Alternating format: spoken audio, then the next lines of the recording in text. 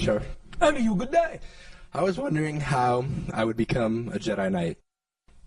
I suppose by going out for a part in the movie.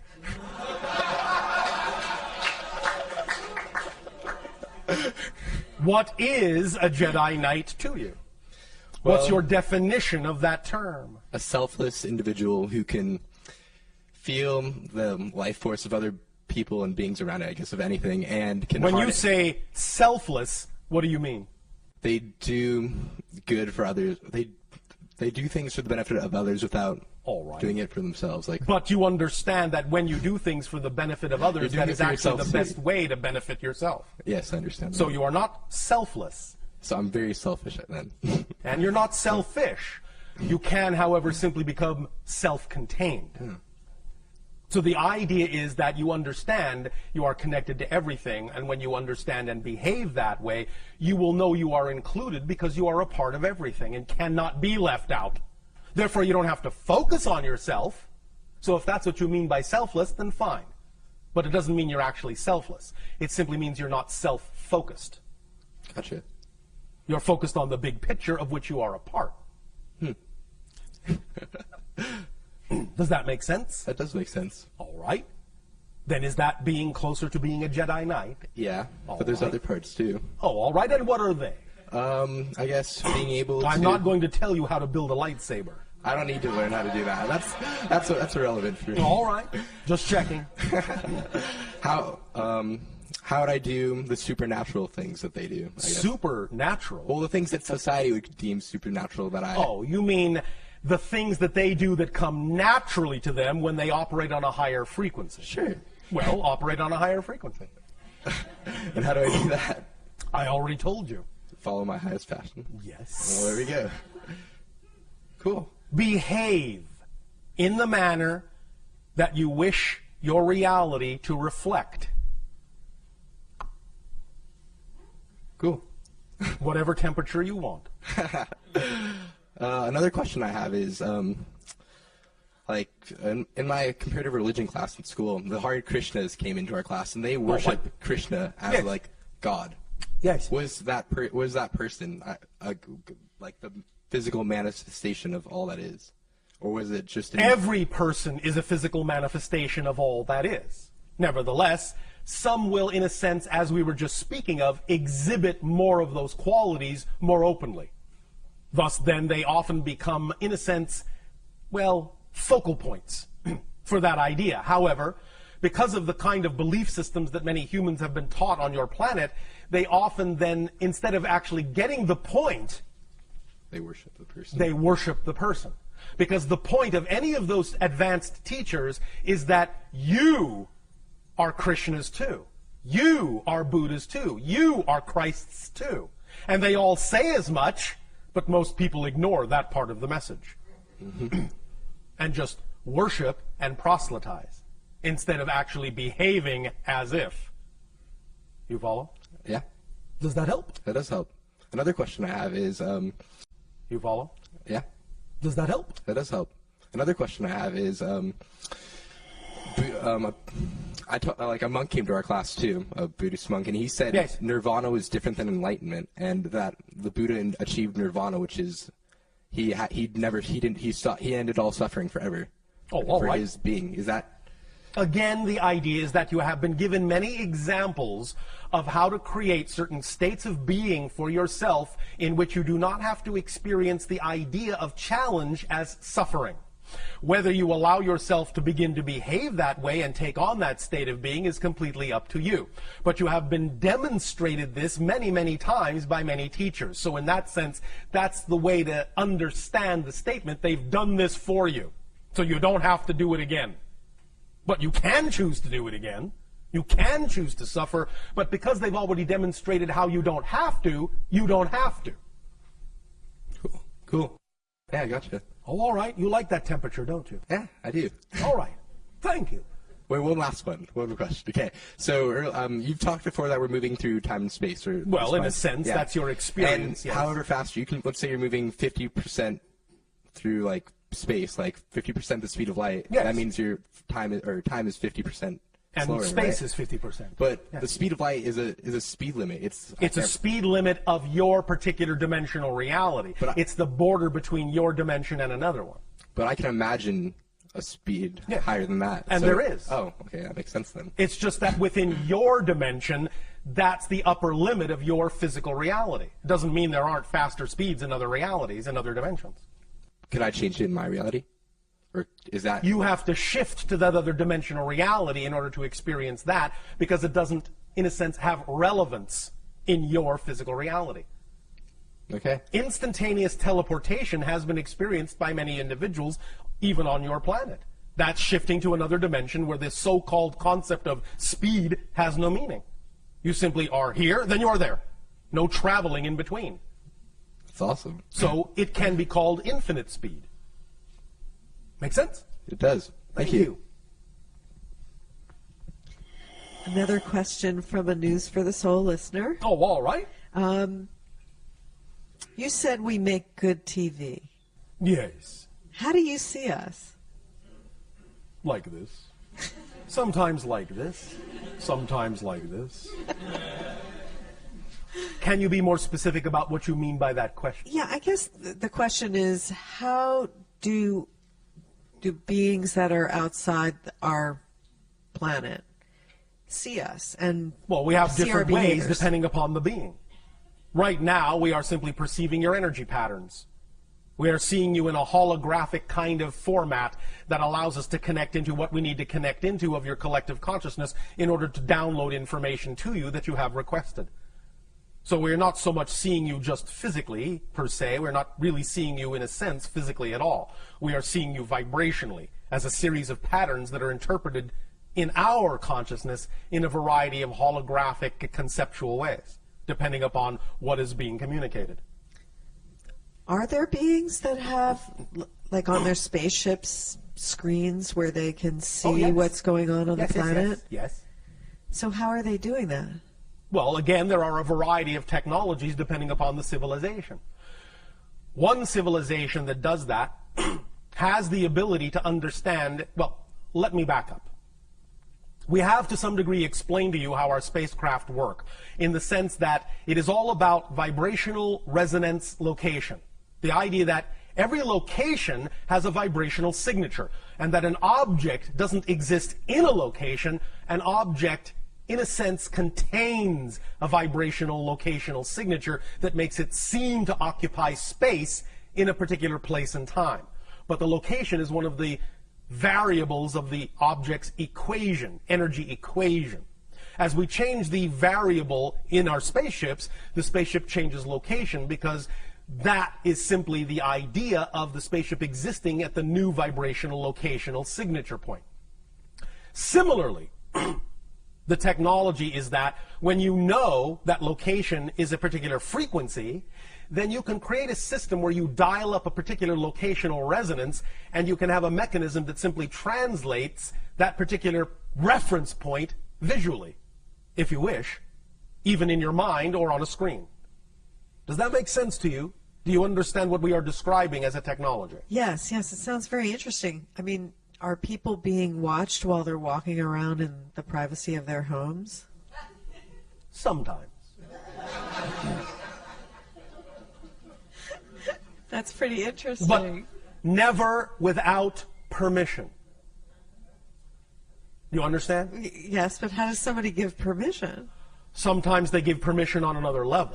Oh, like a dream state. The physical mind may not be aware of the permission that has been given, but the permission has been given.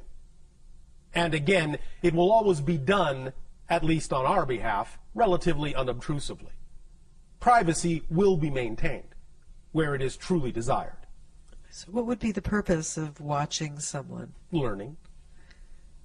Like how humans do things? Yes. And there are other reasons. Observing what humans are, in a sense, absorbing of the information that they have learned, how they are applying it. Because sometimes we have recognized that humans will apply information differently in private than they do in public. So we learn a lot about you in private that we don't get a chance to learn by watching you in public. And that's why we say you make good TV.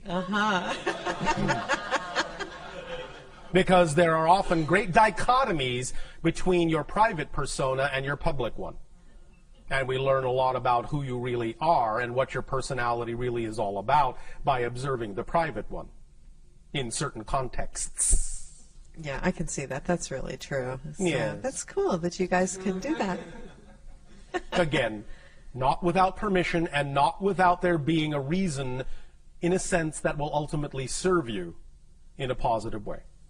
Right. That's We have no wonderful. purpose or reason to simply be invasive. Yeah. It no. is only being done because there is a mutual agreement that what we are doing will benefit you in some way, shape, or form.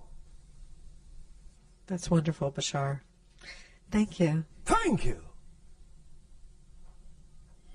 Hello, Bashar. And a good day. How do I experience past and future and now? Have you ever had the experience called deja vu? Theoretically, but not consciously that I can recall. You have never maybe I did, experienced maybe that I didn't. sensation. I Is know that what you're you're saying? talking about, but I can't really recall the real experience. Oh, all right. But that is one representation of experiencing what you call past and future in the present. That's what that experience actually is. Because when you have deja vu, you know what is about to happen because you feel it has happened before. You are experiencing the idea of the timelessness all at once, that everything exists at once.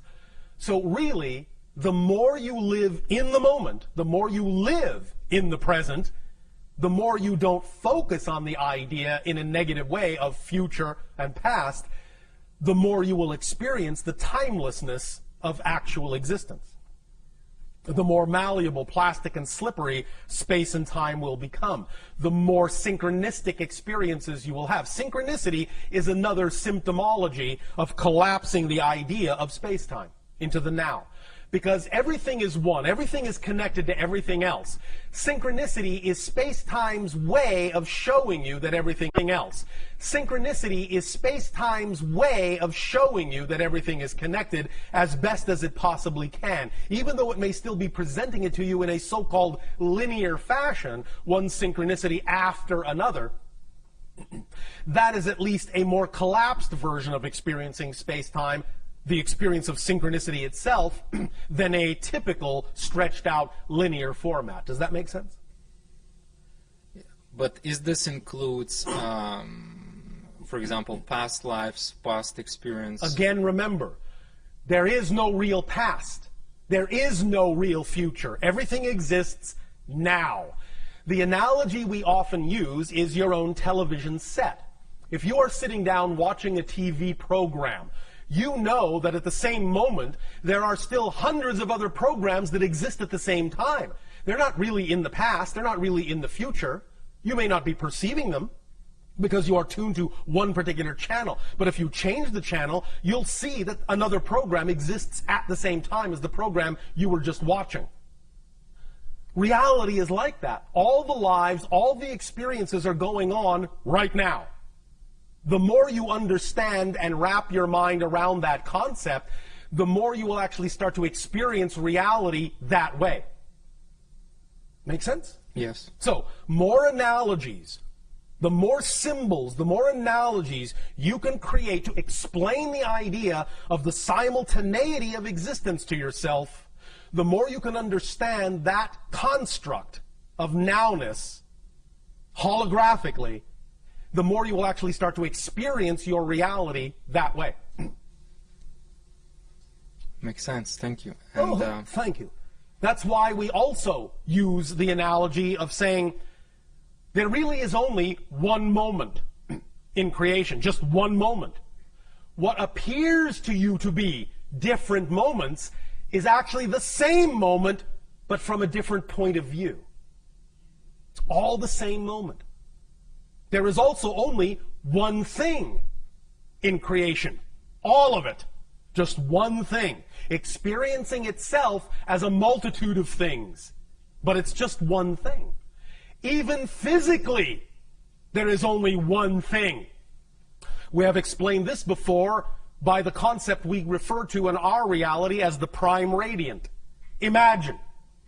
We know your scientists tend to talk in particles, subatomic particles. Now, we know that they know that it's not really a solid particle, but for the purpose of illustration, it will do. Imagine this. Imagine there is only one particle in all of existence, and there's nothing else. Just one particle. Because there is nothing else to relate to, the particle has no mass and can move at infinite speed. It has no limitations, it has no barriers, there are no laws to govern it, because it's the only thing there is. So it can do anything it wants. So if it can travel, this one particle can travel at infinite speed, that's another way of saying that that particle can actually be everywhere at the same time. You understand? Yes. So if a particle can be everywhere at the same time, it can appear to be multiple particles, but it's actually the same one particle. And everything that is made up of particles is actually made up of the same one particle, moving at infinite speed. So you actually are the other person's body. You actually are the chair. You actually are the light bulb. Because all those things, you are the star. You are the other planet. Because all those things are all made up out of the same one particle that everything is made up out of. So everything is here. Everything is now. Everything is one. Make sense? Yes. Does that help? Yes, definitely. Thank you. Thank you. The more you ponder that, the more you wrap your mind around that, the more you will start to experience that in your reality. Yes, continue. And it's pretty much like a follow-up in terms Yes. of everything is one, all is one, we're part of one. Yes. But we have this illusion of separation. Yes. Can you help me a little bit in terms of how I can modify it or remove it if it's appropriate, or how Well, I you can don't better really want to understand it, completely remove it per se. but have ability to or you won't go really beyond that. have an experience as an individual. Remember, all that is experiences itself in all the ways that it can. You, us, all beings and all things in creation are all the ways all that is has of experiencing itself. Even though you can have the experience of more oneness, you exist as an idea unto itself. So you, as that idea, no matter how much oneness you create yourself to experience, you will always experience yourself as you. Even when you become one with the one, you will experience yourself as the one. So you will still be you. Even when you are no longer a part of the one in experience, you will still experience yourself as the one. Does that make sense? Yes, definitely. Does that help? But I was asking more in terms of practical application, in terms of, for example, feeling the trees and walls and go beyond that. Yes. How I can develop this? Again, wrap your mind around the idea that you are one. Invent in your imagination ways in which to represent that to yourself more realistically. And use that imagination. That's what your imagination is for. Your imagination is keyed to you, to your frequency. Whatever methodology you come up with that allows you to feel more at one, use that. Use what your imagination comes up with. Your imagination is the conduit between your higher mind and your physical mind. Your imagination is the conduit of communication between the two. So let us say, for example, if you imagine, for you, if it feels right for you, that you can walk up to a wall, and if by putting your hands on it, that allows you to feel more at one with the wall, or if putting your tongue on it allows you to feel more at one with the wall, or simply imagining yourself passing through the wall and your molecules intermingling makes you feel more at one with the wall, or whatever idea your imagination comes up with that actually creates for you more of the sensation, more of the idea of being one with the wall, then that's the thing to imagine at that moment, whether you actually physically do it or not. Because the idea is that some of these things are not always relevant to experience literally physically. Some of them are just things that lure you in a certain direction to get you to move in that direction, perhaps for other reasons. Sometimes the things that excite you just to get you to move in a certain direction, not because the thing itself must come to fruition in a physical way. Because your higher mind knows how stubborn the physical mind can be. So it will sometimes allow certain things to come to fruition when they are appropriate to do so. Other times, the thing that excites you will simply be a carrot to get you to move in that direction because that was the most important thing for you to do. So if you're excited about exploring this concept of oneness, act on that and use your imagination to explore it in whatever way, shape, or form your imagination feels most excited about doing so. And for that moment, that will be the right way for you. And it will enhance the synchronicity in your reality. For that moment, that will be the right way for you. And it will enhance the synchronicity in your reality to give you more experiences of that oneness in whatever way works best for you. Does that make sense? Definitely. Thank you so very much. So you really need to let your imagination fly.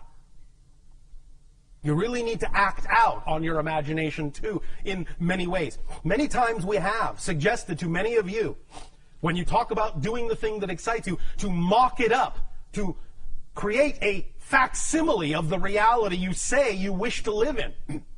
Literally build it up around you to the best of your ability. Have representations of it everywhere that you can. Paste it up on your wall.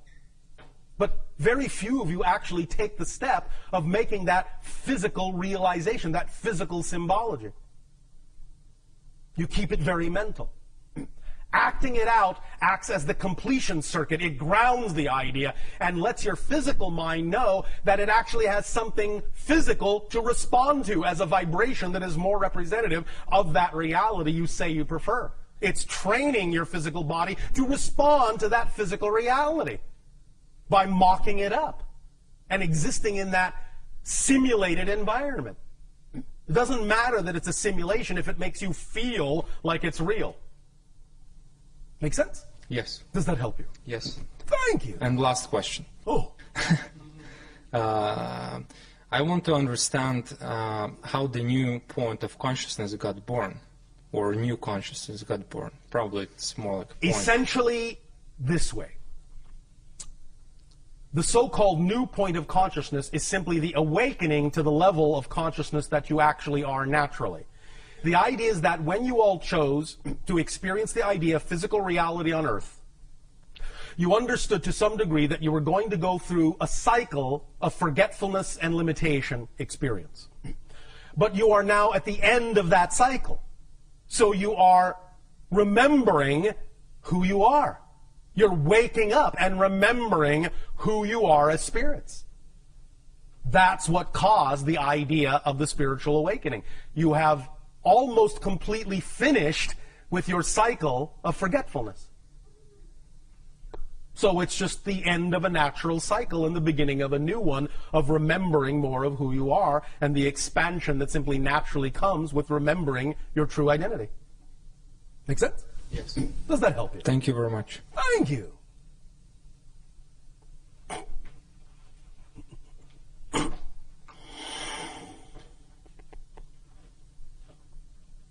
Thank you, April. Hi, Bashar. And to you, good day. It's a privilege and a pleasure to be here with you. It is an honor for us to communicate with all of you as well. Good, thank you. Speak up and be bold so that all may hear what you have to share. I shall speak up then. Thank you. By our thoughts, our choices, and our imaginings, as you said, we create our reality. Through your beliefs and definitions, You create your reality. Your beliefs and definitions determine what kind of feelings and thoughts and behaviors you exhibit. Right. That then reinforce the reality you have created with your belief. But belief is the blueprint. It's the first step. The definition is the key, not just the thought. I know that some people on your planet interchange those concepts and say thoughts create your reality. What they really mean is the basic fundamental belief creates the reality. What you believe is true is what you experience. Then your thoughts will go hand in hand to reinforce that.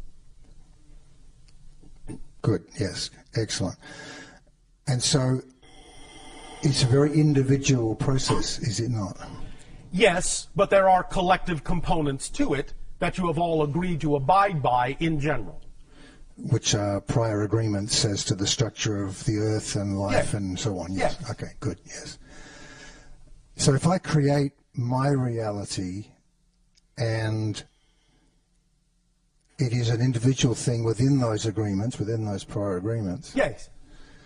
I'm confused about the way in which sometimes you talk about the world that is, as if there's a world out there that we are all sharing. Yes. And all seem to be within this same world. Well, in a sense. We understand that sometimes the limitation of the translation of our thoughts into the human language may leave something to be desired and cause some confusion with regard to the definition of terminology. Nevertheless, there is a collective level to the agreement, and there is an individual level to the agreement, in whatever way you choose to experience it, in whatever kind of world experience you choose to believe you're having, which is also created by individual and collective agreement. Does that make more sense? Can you give us some more? The idea, again, is that when we say the world out there, we are simply referring to the idea of the illusion of physical reality. Yes. We know there really isn't a world out there. Yes. It's all happening within your consciousness. Yes. But when we use that term, we are more often than not referring simply to the idea of the experiential reflection, the mirror of physical reality that seems to be outside you. Okay. We simply don't always take the time to explain it in every single detail, assuming that you basically understand the analogy we are making without having to explain every aspect of it. But sometimes it requires a deeper explanation, depending upon the conversation. But fundamentally, we understand that it all takes place within consciousness, that there really is no outside. There really is no out there. But the experience of it is real, even though the thing itself is not. Does that make sense? Yes. So if I believe that the world is going to hell in a handbasket, then I inhabit a world that is going to hell in a handbasket. Then you're in the basket with it, yes. Yes. And if I believe that the world is not going to hell in a handbasket, I live in a world that is thriving and prosperous. Yes. Yes. Now, you have for many thousands of years, in your terms of counting time, in that experience, linearly speaking, agreed to have coexisting varieties of belief systems.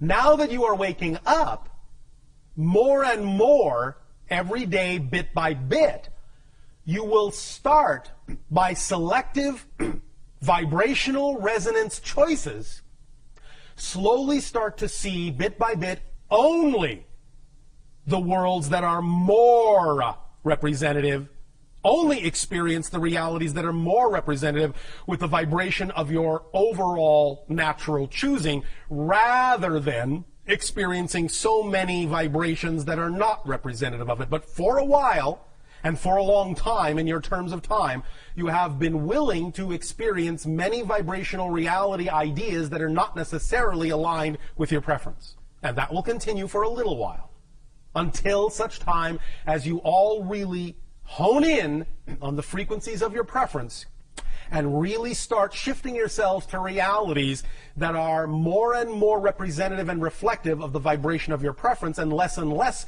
representative and reflective of vibrations that are not. Make sense? Yes. And when you use the term "you are waking up," Yes. it sounds like you're talking to all of us collectively here. Well, generally speaking, because if that were not the case, we probably wouldn't be having this conversation. Okay. But there's a version of me that probably didn't even make this meeting tonight, right? Correct. In some reality, you are not here. Exactly.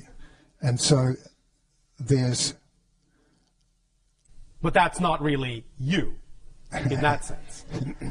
That's him. I understand.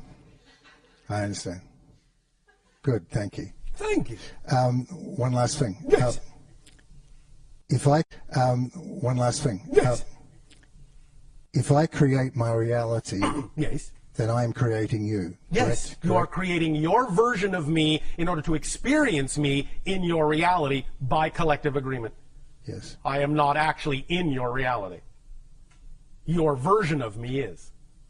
Yes. Just as I am creating my version of you. Yes. So in essence, we are both talking to ourselves. Yes. Good. Yes. Thank you. Thank you.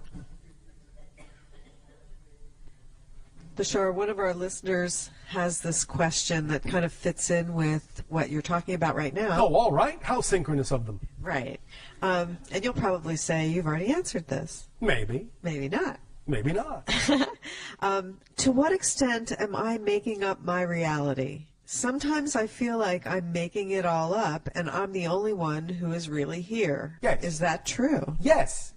But remember, it's not this or that, it's this and that.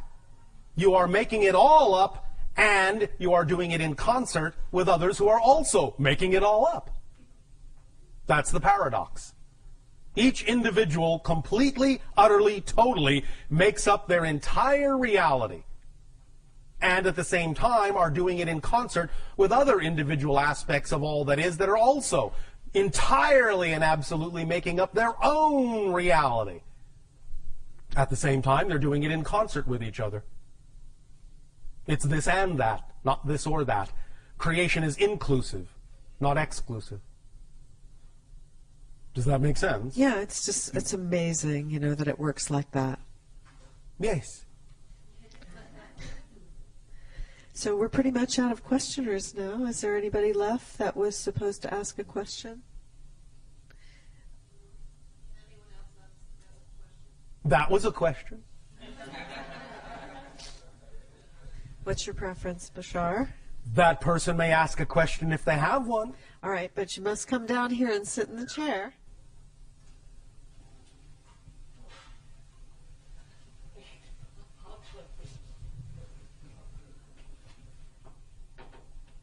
Thank you, Bashar. Thank you. Good day. And good evening. Oh, all right. Good evening. Would you say a little more about following your excitement in reference to the struggles we often experience with trying to act in our best understanding with what we perceive? Sounds like you're struggling with the sentence. Yeah, well, yeah. When there's a struggle between Yes. acting on what we believe is our duty, which duty. is not necessarily that exciting, Can you define duty? For example, Yes. well, something that I'm struggling with right now is a very sick parent who is Yes. requiring an enormous amount of time, energy, and attention. Oh, all right. And it's very difficult for me under these circumstances to be acting on my excitement. Why? Because most of my time, attention, and energy are taken up by responding to her needs. So, why are you making an association between one situation and another? How can you not? Good question. You can not.